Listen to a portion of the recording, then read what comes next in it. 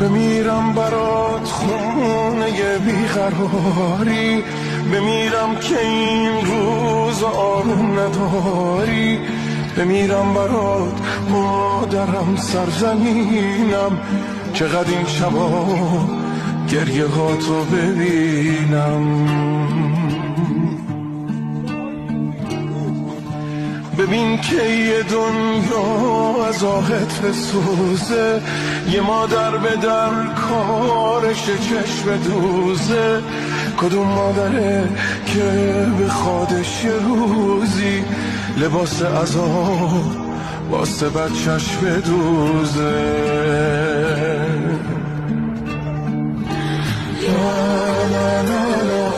لالایی کن گل قشنگم، لالایی کن آتیش گره